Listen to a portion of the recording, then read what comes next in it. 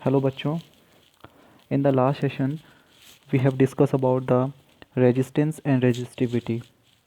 सो हमें पता है कि रेजिस्टेंस और रेजिस्टिविटी क्या होता है। किसी भी मटेरियल का रेजिस्टेंस उसकी opposition of the current flow through it, इसके बारे में बताता है कि जब पर्टिकुलर मटेरियल से हम करंट को फ्लो कराएंगे तो वो कितने करंट को अपोज करेगा। और जो रेजिस्टिविटी होता है, रेजिस्टिविटी उस मटेरियल की एक प्रॉपर्टी होती है जो उस पर्टिकुलर मटेरियल के रेजिस्टेंस को डिफाइन करता है in terms of specific dimension. तो आज हम लोग डिस्कस करेंगे कि किस तरह से जो रजिस्टर्स होते हैं उनको दो कॉम्बिनेशन में हम प्लेस करते हैं। एक है series combination and the another one is parallel combination. तो जब रजिस्टर्स को हम सीरीज कॉम्बिनेशन में प्लेस करेंगे तो उस समय जो इफ़ेक्टिव रेजिस्टेंस हमारे पास आएगा वो हाई होता है इन कंपैरिजन टू पैरेलल, या लो होगा in comparison to parallel combination. तो लेट्स स्टार्ट।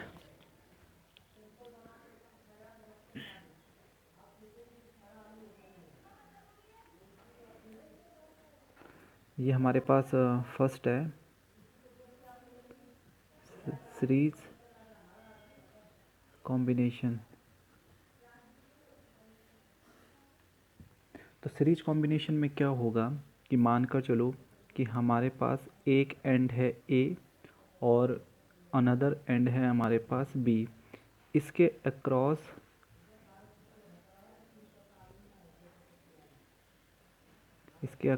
हमने एक बैटरी को अटैच कर रखा है।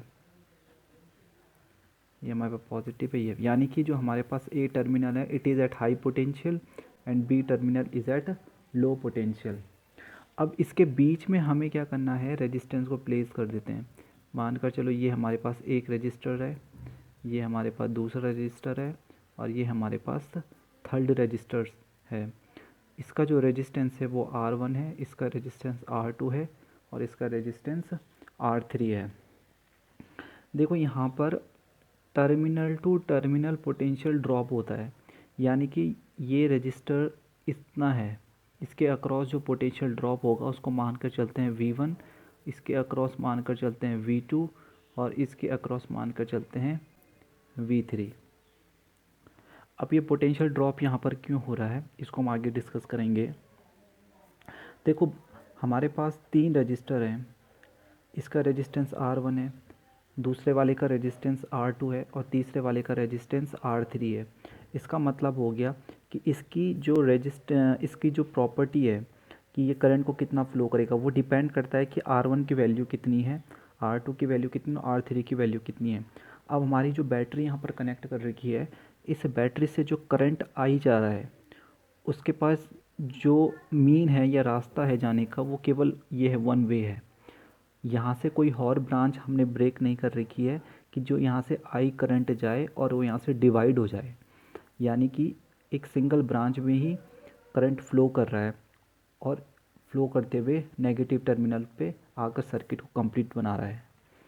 अब आई करंट जब R1 से फ्लो होगा तो उस पर दो चीज़ें फैक्टर डिपेंड करती है। हमने ओम्स लॉ पढ़ा था, तो ओम्स लॉ के अकॉर्डिंग हमने क्या डिस्कस किया था कि जो V है वो IR की वैल्यू होती है, यानी कि ये जो I है ये डिपेंड कर रहा है V अपॉन R पर कि यहाँ पर पोटेंशियल ड्रॉप कितना हो रहा और यहाँ पर रेजिस्टेंस की वैल्यू रजिस्टर की वैल्यू कितनी है। तो इन दोनों फैक्टर पर डिपेंड करके यहाँ पर I की वैल्यू चेंज हो जाएगी। तो जो R1 है वो डिपेंड करता है कि R1 वैल्यू कितनी है, तो उसके बेस पर यहाँ पर वोल्टेज ड्रॉप होगा। तो मान कर चलते हैं, ये एजम्पशन हमने स्टार्टिंग में ले रखी है कि R1 के अक्रॉस V1 पोटेंशियल ड्रॉप हो रहा है, R2 के अक्रॉस V2 एंड R3 के अक्रॉस V3 वोल्टेज हमारा ड्रॉप हो गया। यानी कि अगर हम कंडीशन बनाते हैं तो V1 हमारे पास हो गया IR1, V2 हमारे पास हो गया IR2 एंड V3 हमारे पास हो गया IR3।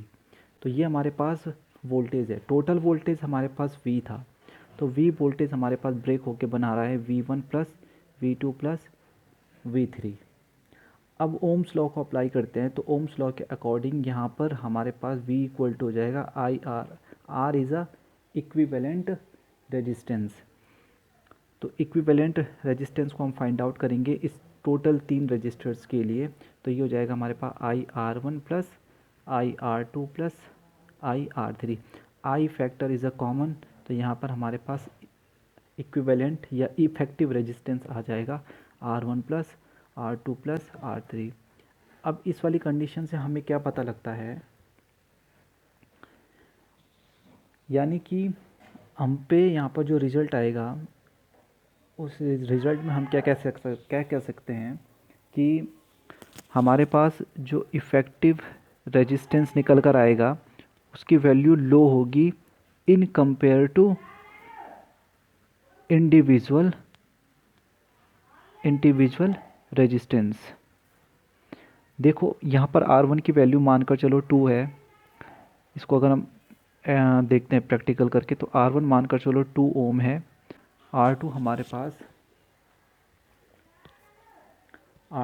पास 3 ओम है और R3 हमारे पास 4 ओम है।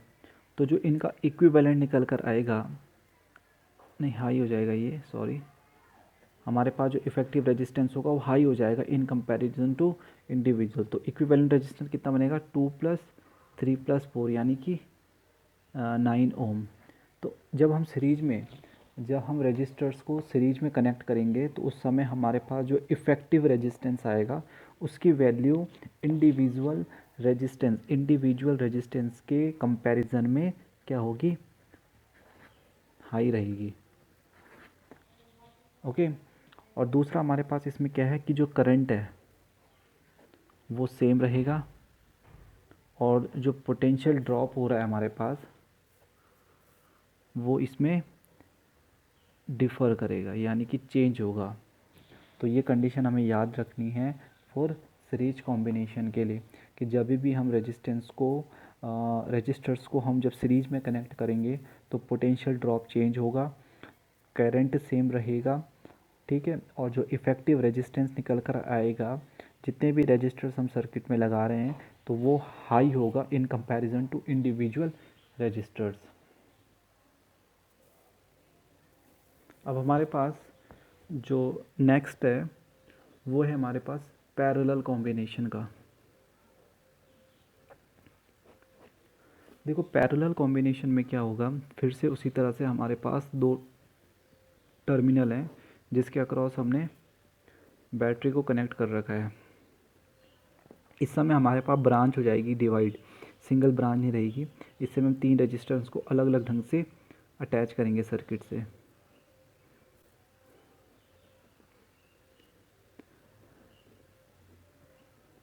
तो ये हमारे पास R1 रजिस्टर है, ये हमारे पास R2 रजिस्टर है, ये हमारे पास R3 है। देखो इस समय जो हमारे पास करंट है, वोल्टेज हम V को ही लेकर चल रहे हैं, लेकिन इस समय हमारे पास जो करंट है वो यहाँ से और यहाँ पर आने पर इसके पास 3 रास्ते हो रहे हैं जाने के लिए। I1 यहाँ मानकर चलो, I2 यहाँ चला गया और I3 यहाँ पर चला गया। ये डिपेंड करता है कि किस ब्रांच में किस तरह का रजिस्टर हमने अटैच कर रखा है, तो उस हिसाब से यहाँ पर करंट का जो कंजप्शन है वो डिवाइड हो जाएगा। तो मानकर चलो जो I करंट था वो I1 इस ब्रांच में चला गया, I2 इस ब्रांच में और I3 इस ब्रांच में। लेकिन जब ये नेट यहाँ पर इस नोड पर आएंगे तो जो टोटल करंट है वो I ही फ्लो करेगा आगे पर। इन हायर क्लास में जब आप जाओगे तो 12th में आप लोग पढ़ोगे कि किरचॉफ्स लॉ लगता है। तो इस सर्किट में हमारे पास क्या होता है कि जितना इनकमिंग करंट है उतना आउटगोइंग करंट रहना चाहिए। तो इनकमिंग करंट हमारे पास आई है तो आउटगोइंग करंट भी हमारे पास आई ही रहना चाहिए। तो अब इसमें जो कंडीशन बन जाती है हमारे पास वो क्या आ गई कि इसमें वोल्टेज सेम रहने वाला है, ठीक है, वोल्टेज सेम रहेगा लेकिन करंट यहाँ पर डिवाइड हो गया। पैरेलल में याद रखना कि यहाँ पर V क्या रहेगा, यहाँ पर कांस्टेंट रहने वाला है। पैरेलल में V कांस्टेंट रहेगा तीनों ब्रांचेस के लिए। तो यहाँ पर I चेंज हुआ तो I हमारे पास आ गया I1 plus I2 plus I3। अब जब करंट चेंज हो रहा है तो करंट की वैल्यू ओम्स लॉ के अकॉर्डिंग क्या सब्स्टिट्यूट करेंगे यहाँ पर। ओम्स लॉ क्या कहता है हमारे पास V इक्वल टू IR, तो I की वैल्यू कितनी हो जाएगी V अपॉन R। तो यहाँ पर चेंज कर देते हैं, ये हो जाएगा V upon R1 equal to V upon R2 plus V upon R, ये इक्विवेलेंट हो गया R1 R2 plus V upon R3। तो हमारे पास यहाँ पर इफ़ेक्टिव रेजिस्टेंस कितना बनकर आएगा, ये हो जाएगा 1/R1 plus 1/R2 plus 1/R3। तो यहाँ पर यू कैन सी कि जो इफ़ेक्टिव रेजिस्टेंस है उसकी वैल्यू कम है in comparison to individual value. तो हम यहाँ पर हमारे पास जो रिज़ल्ट आएगा, इस रिज़ल्ट में हम क्या कह सकते हैं कि जो हमारे पास इक्विवेलेंट होगा ये लेस होगा, ठीक है, किससे,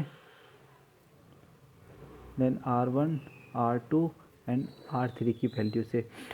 ध्यान में क्या रखना है यहाँ पर कि जो पोटेंशियल है वो कांस्टेंट रहेगा और जो I है वो वेरी करेगा यहाँ पर। तो ये हमारे पास पैरेलल कॉम्बिनेशन के लिए आ जाता है। अब कुछ न्यूमेरिकल्स बनाते हैं इसमें। सपोज़ हमारे पास एक क्वेश्चन है कि ये इस तरह से कोई एक सर्किट बना रखा है हमारे पास,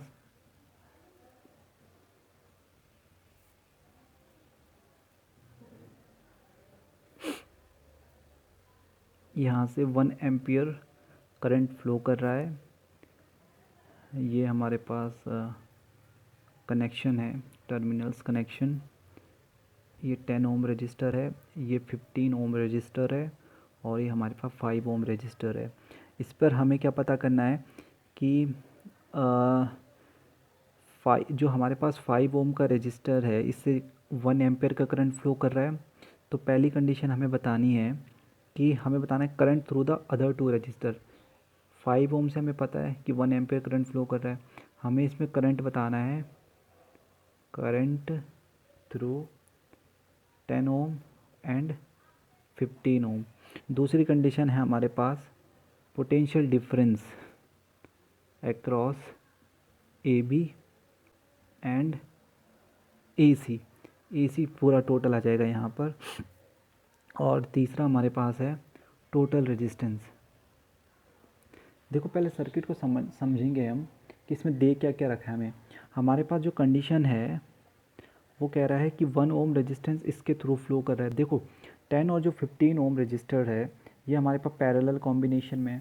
पैरेलल का मतलब अगर हम इसका इफेक्टिव निकालेंगे तो वो इसके साथ कैसे आ जाएगा, किस तरह से बना देगा इसके सीरीज़ में। तो सीरीज़ के अगर हम बात करेंगे तो सीरीज़ में 1 एम्पियर करंट अगर इससे जा रहा है तो 1 एम्पियर इससे भी जाएगा। अब जो 1 एम्पियर करंट यहाँ पर चल रहा है वो यहाँ पर डिवाइड हो जाएगा। तो 1 एम्पियर करंट हमारा यहाँ, तो हम यहाँ पर पोटेंशियल डिफरेंस निकालेंगे। जब हमें पता लग जाएगा कि पोटेंशियल डिफरेंस इसमें इतना है टोटल, तो हम 10 ओम के लिए भी निकाल सकते हैं और 15 ओम के लिए भी करंट की वैल्यू पता कर सकते हैं। तो पहले वाले केस में हम क्या करते हैं, इफ़ेक्टिव रेजिस्टेंस, ठीक है, अक्रॉस BC ब्रांच के अक्रॉस हम बात करते हैं। तो हमारे पास इक्विवेलेंट रेजिस्टेंस कितना आ जाएगा, R1 R2 upon R1 plus R2, क्योंकि 2 ही थे तो इसमें डायरेक्ट हम फॉर्मूला अप्लाई कर सकते हैं। तो R1 हमारे पास है 10 मल्टीप्लाई 15 अपॉन 10 प्लस 15 150 अपॉन 25। तो हमारे पास इक्विवेलेंट आ गया यहाँ पर 6 ओम। तो ये ब्रांच कुछ इस तरह से बन जाएगी अभी ऐसे। तो 1 एम्पियर करंट जब आगे फ्लो कर रहा है तो 5 ओम ये हो गया और 6 ओम ये हो गया। इसके अक्रॉस भी कितना करंट हो जाएगा, 1 एम्पियर। यानी कि अगर हम बात करते हैं पोटेंशियल डिफरेंस अक्रॉस AB, तो पोटेंशियल डिफरेंस अक्रॉस AB हमारे पास आ जाएगा 1 × 5 यानी कि 5 वोल्ट। और अगर हम पोटेंशियल डिफरेंस की बात करते हैं अक्रॉस BC यहाँ से स्टार्ट हो रहा है हमारे पास, तो BC के अक्रॉस कितना हो जाएगा, I कितना है हमारे पास 1 और R कितना है 6 यानी कि 6 वोल्ट। तो ये हमारे पास सॉल्व हो गया, ये वाला पोर्शन और ये वाला पोर्शन हमारे पास सॉल्व हो गया। टोटल रेजिस्टेंस को भी पहले निकाल लेते हैं। तो टोटल रेजिस्टेंस कितना हो जाएगा हमारे पास, टोटल रेजिस्टेंस अक्रॉस AC, तो ये हो जाएगा हमारे पास 5